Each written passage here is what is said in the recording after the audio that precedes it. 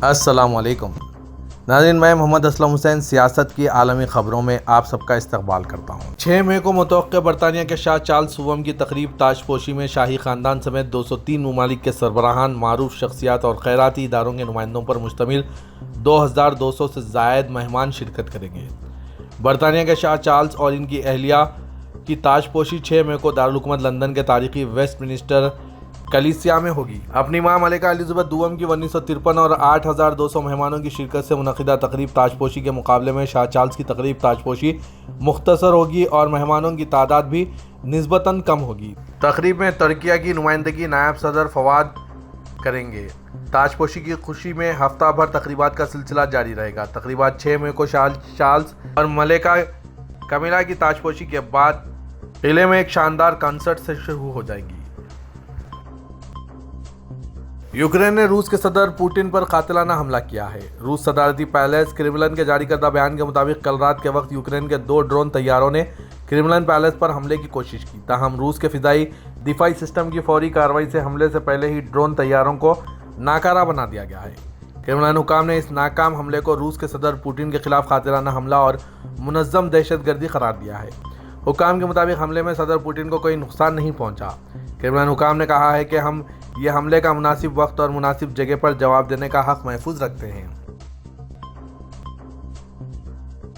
शुमाली Korea ने सैकड़ों मजदूर रूस भेजे हैं। ऑनलाइन अखबार डेली एन के एक रिपोर्ट के मुताबिक शुमाली कोरियन के हवाले से कहा गया है कि मॉस्को और प्योंगयांग इंतजामिया के दरमियान तयशुदा समझौते की रूह से मार्च के अख्ताम और अप्रैल के आगाज़ तक के दरमियानी अरसे में सैकड़ों शुमाली कोरियन मजदूरों को मॉस्को, सेंट पीटर्सबर्ग और विलायुस समेत रूस के मुख्तलिफ शहरों में भेजा गया।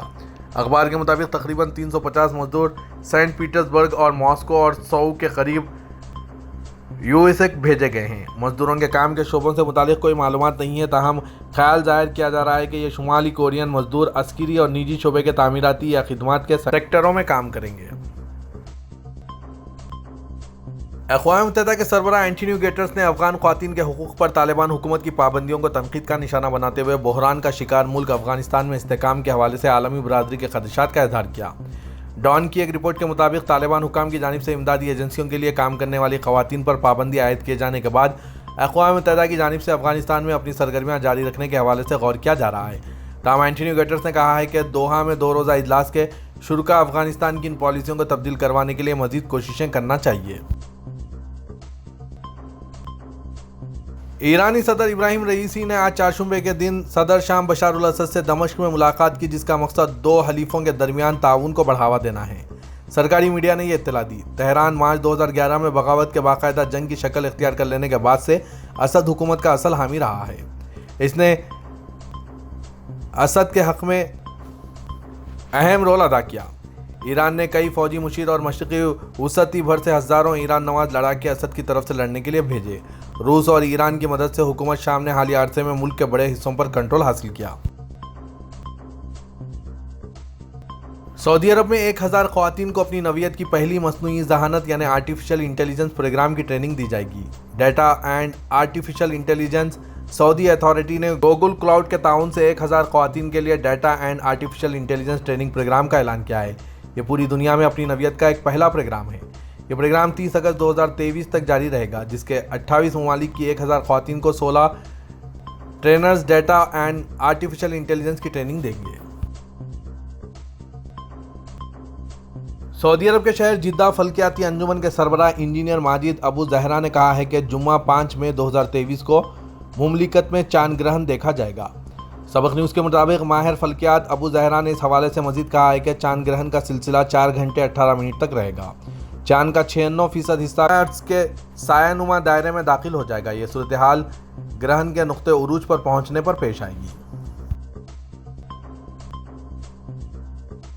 यमन में सऊदी सफ़ीर मोहम्मद बिन सईद अल जाबेर और अमेरिकी एलची बराए यमन टीम लीडर किंग की मुलाकात हुई है। सऊदी प्रेसिडेंसी के मुताबिक रियाद में हुई मुलाकात के दौरान यमन के तामीरनों के मसले पर गुफ्तगू हुई है। सऊदी सफ़ीर और अमेरिकी एलची ने यमन में के बहरान के सियासी हल पर जोर देते हुए यमनी अवाम के मसाइल के हल और बुनियादी ज़रूरतों को पूरा करने की अहमियत को उजागर किया है।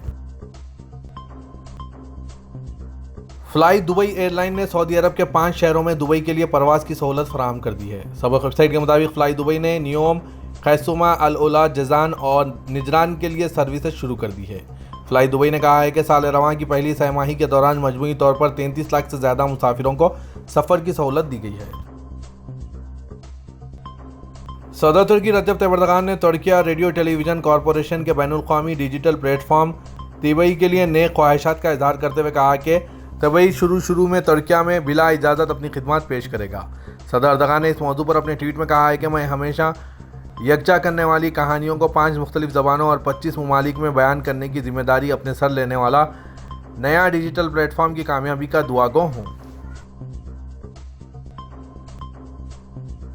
पाकिस्तान के सूबे पंजाब में 14 मई को इंतखाबात कराने से मुतालिक सुप्रीम कोर्ट के फैसले पर नजरसानी के लिए इलेक्शन कमीशन ने दरख्वास्त दायर की है। सुप्रीम कोर्ट में दायर नजरसानी दरख्वास्त में इलेक्शन कमीशन ने अदालत उज़्मा से इस्तदा की है कि वो अपने 4 अप्रैल के फैसले पर नजरसानी करे। पाकिस्तान सुप्रीम कोर्ट ने इलेक्शन कमीशन को 14 मई को पंजाब में इंतखाबात करवाने का हुक्म दिया।